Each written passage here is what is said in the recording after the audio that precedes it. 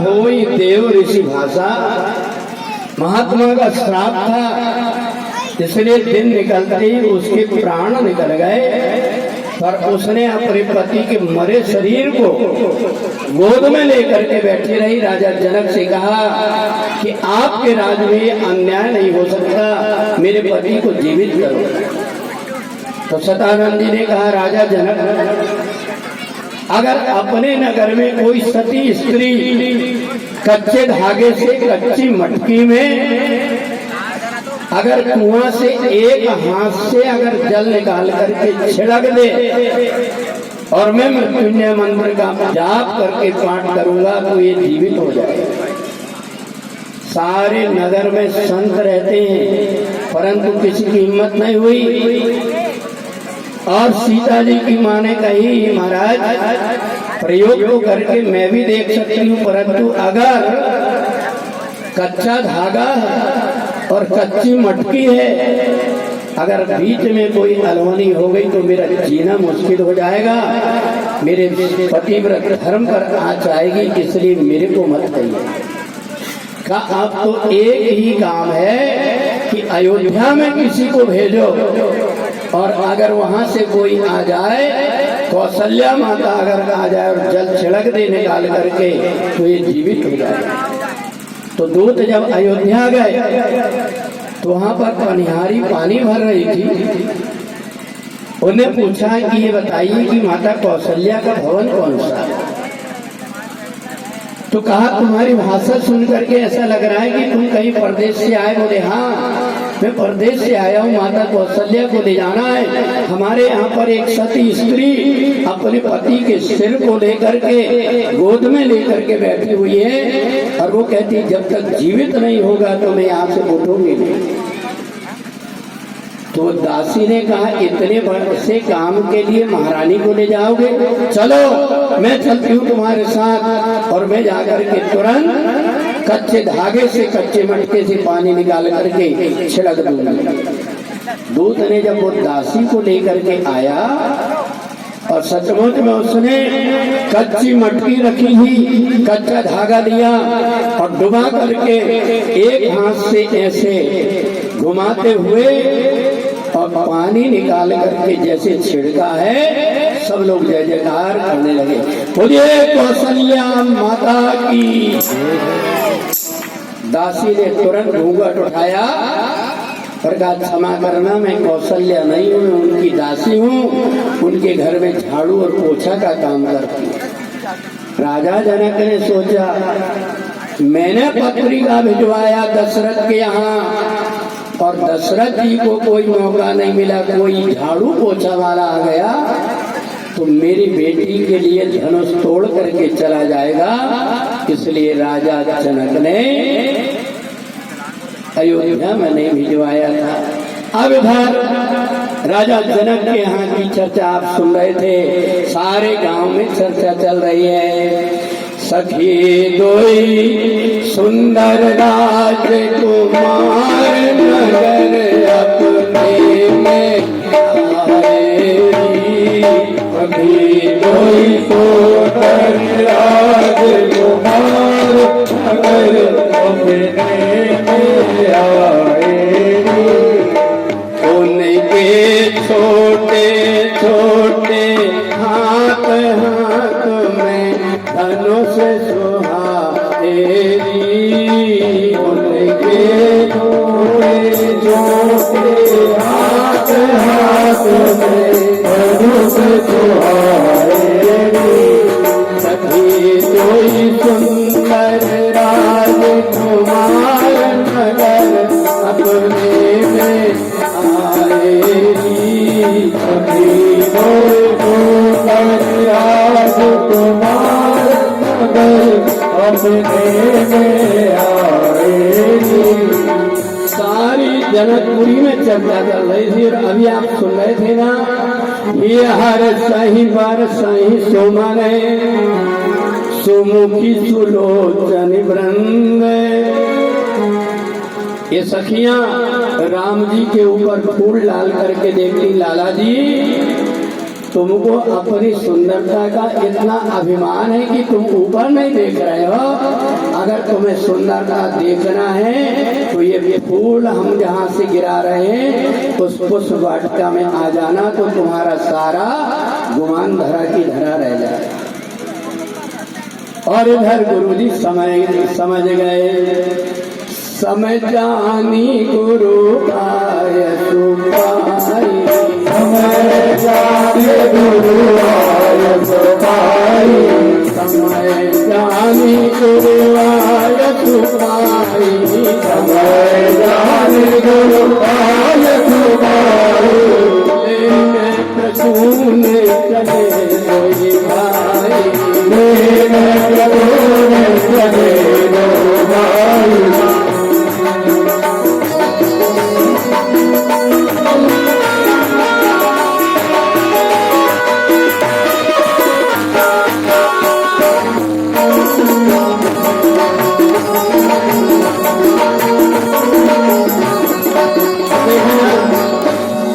भगवान राम और लक्ष्मण तब चले, बोले समय जानी गुरु आय सुपाई, और लेन प्रसून चले दोई भाई। दोनों भाई उस वाटिका में गुरु जी ने कब भेजा, जिस समय की सीता जी भी गौरी जी की पूजन करने के लिए गई।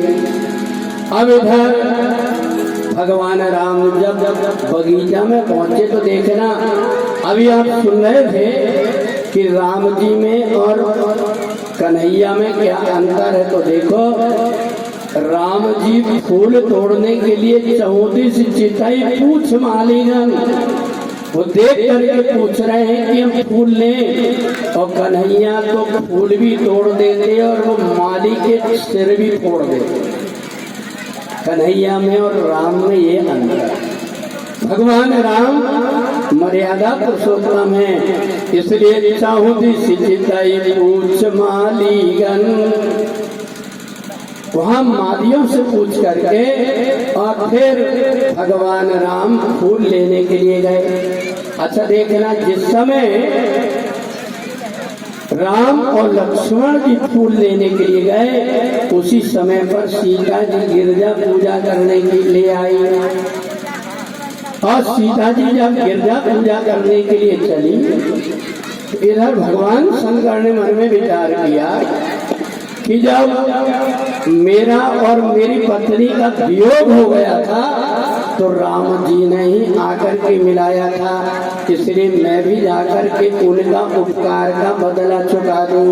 इसलिए वहाँ भगवान शंकर भी एक गोपी बन करके आ गए, और जैसे ही गोपी बन करके आए, सीता जी ने सब सखियों से कहा चलो चल करके गौरी के मंदिर में पूजा कर लेते हैं। तो शंकर जी ने सोचा, अगर मैं सीता के साथ में जाऊंगा तो सीता जी कहेगी दो दो फूल तुम भी चढ़ा लो, प्रणाम करो, तो पार्वती मेरी है पत्नी और मेरे को पूजा करके प्रणाम करना पड़ेगा। इसलिए शंकर जी ने बहाना बना लिया, एक सखी सिए संग बिहाई, एक सखी सिए संग बिहाई, एक सखी सिए संग बिहाई, कहीं कहीं देखन भुलवाई, कहीं कहीं देखन भुलवाई।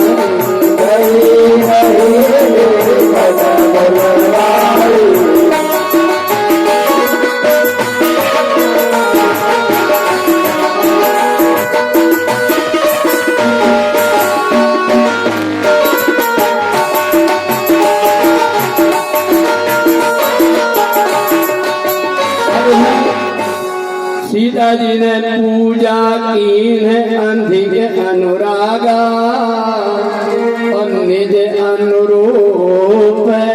सुभग पर मांगा।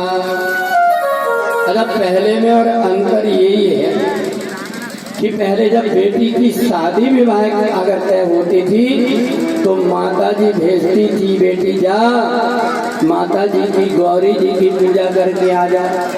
और आजकल माता भेजती है, बेटी तेरी शादी हो रही है तू ब्यूटी पार्लर चली जा। इतना ही अंतर है। अगर पहले बेटी जाती थी तो देवी पूजा करने जाती थी और अब कहाँ जाती है ये सबको पता है। बोले जयमाला में देर क्यों हो रही है? बोले अभी दुल्हन का ब्यूटी पार्लर हो रहा है। तो इसलिए यहाँ पर पुष्प वाटिका में भगवान राम और लक्ष्मण जब पहुंचे तो उस समय पर भगवान शंकर ने जाकर के देख लिया, कितनी सुंदर जोड़ी है। अब इधर भगवान शंकर सीता जी के पास में दौड़ करके आए और आकर के क्या कहते हैं, दोई आए सखी फूल बगिया में, जादू है उनकी चितवन में। दोई आए सखी फूल बगिया में, जादू है उनकी अखियों में। कोई आए सखी फूल बगिया में, जादू है उनकी अखियों में। कोई आए सखी बगिया में, जादू है उनकी अखियों में।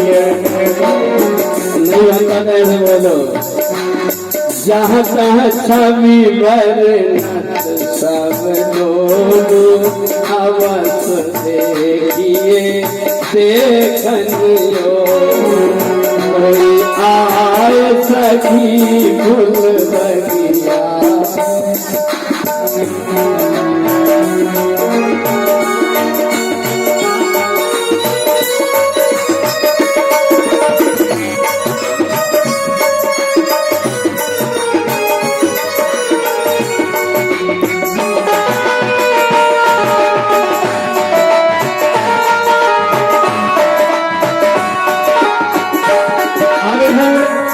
सीता जी वो पीछे पीछे लेकर के भगवान शंकर जो सखी का भेष बनाए थे वो जैसे आए और आकर के राम जी की तरफ सीता जी ने देखा और सीता जी की तरफ राम जी ने देखा तो क्या हुआ, देख करके दोनों एक दूसरे के सब सुध भूल गए। राम देखे सिया को, सिया राम को, क्या बाग में राम को देख जनक नंदनी, बाग में बस खड़ी रह गई। बाग में देख करके जनक नंदनी, बाग में बस खड़ी रह गई। राम देखे सिया को, सिया राम को, राम देखे सिया को, सिया राम को। चारों अखियाँ लड़ी रह गई, चारों अखियाँ लड़ी रह गई। राम को देख करके जनक नंदनी, राम को देख करके जनक नंदनी, बाग में बस खड़ी रह गई, बाग में बस खड़ी रह गई। राम देखे सिया को, सिया राम को, राम देखे सिया को, सिया राम को। चारों अखियाँ लड़ी रह गई, चारों अखियाँ लड़ी रह गई।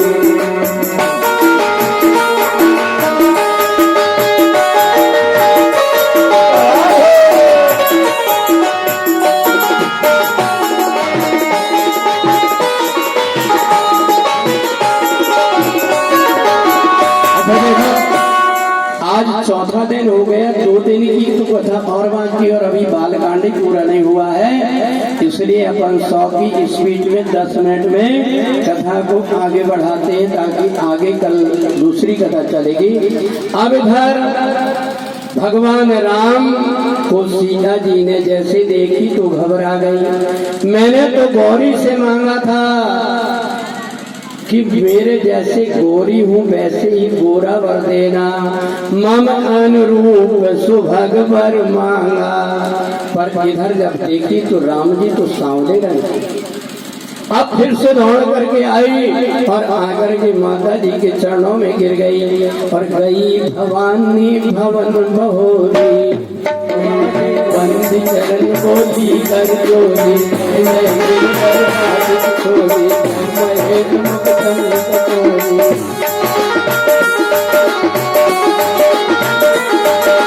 जय गज बज सणानन माता, जगत जनता माता।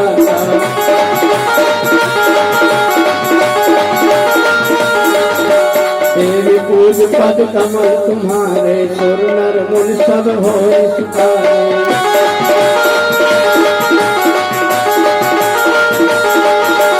आखिरी बात, मोर मनोरथ जानहु नीके, और बसहु सदा और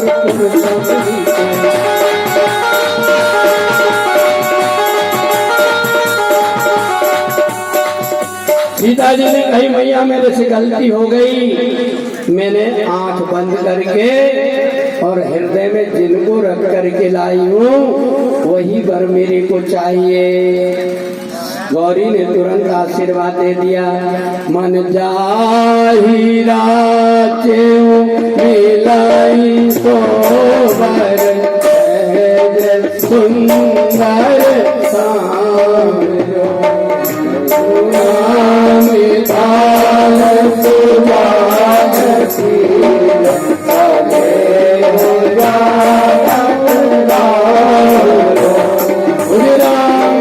भगवान की। इधर माता जी से आशीर्वाद मिल गया सीता जी को, और इधर राम और लक्ष्मण दोनों को आशीर्वाद मिल गया। सुमन पाए मुनि पूजा कीन्ही, और पुनि आशीष कोई भाई।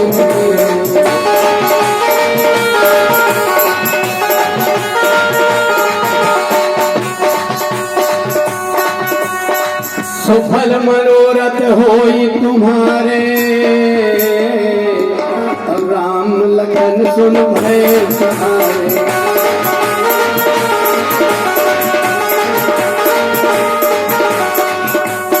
अब भगवान राम और लक्ष्मण को गुरु जी ने आशीर्वाद दिया। राम जी को अकेले को नहीं दिया कि ये बहुवचन देखना कि सुफल मनोरथ वही तुम्हारे, सुफल मनोरथ तुम्हारे, राम लखन सुनि भय सुखारे, राम लखन सुनि भय सुखारे।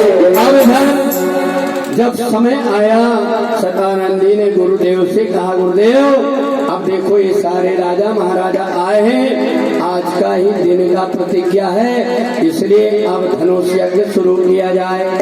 तो जैसे ही धनुष यज्ञ शुरू हुआ तो सारे महाराजा आकर के बैठे।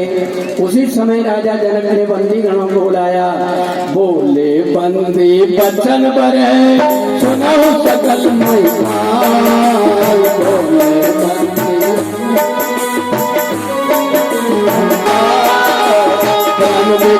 कर पाए हमें खुदा उठाए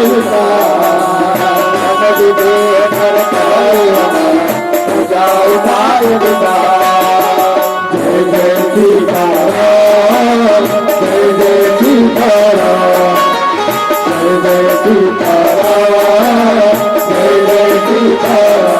अब बंदी गणों ने जैसे ही कहा कि आज का दिन है, चाहे देवता हो, चाहे दाना हो, चाहे मनुष्य हो, चाहे लड़का हो, चाहे जवान हो, चाहे बुढ़ा हो, बिना ही विचार भरे हटते ही कोई विचार नहीं किया जाएगा और उसके साथ में विवाह कर देंगे। पर शर्त एक है कि ये धनुष जो आज के दिन में तोड़ देंगे। अब जैसी सुने राजा महाराजाओं ने, अब तो राजा महाराजा तुरंत कमर कस लिए और एक दो नहीं, तुलसी दादी कह रहे हैं, अरे धूप सहस दस एक ही लगे उठावन करें लगे उठावन करें लगे उठावन करें।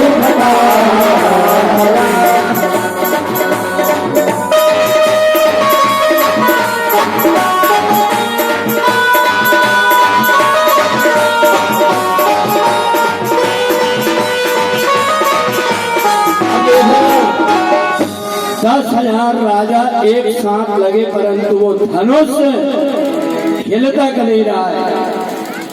इतना भारी धनुष हिल के नहीं रहा। 10,000 राजा से बोले उसके ऊपर एक तो रावण ने राहु को बिठाल करके गया था और एक तो भगवान शंकर से पार्वती ने कही थी, भोलेनाथ मैंने सीता को वरदान दे दिया हूँ कि मन जा ही राज्यों में नहीं सोवर सहज सुंदर सांवरो। तुम एक काम करो, जब तक राम जी ना आए तब तक तुम धनुष के ऊपर जाकर के बैठ जाओ और देखना चौपाई लिखी है कि डगई न शंभु सरासन कैसे, डगई न शंभु सरासन कैसे, कामी बचन सती मन जैसे,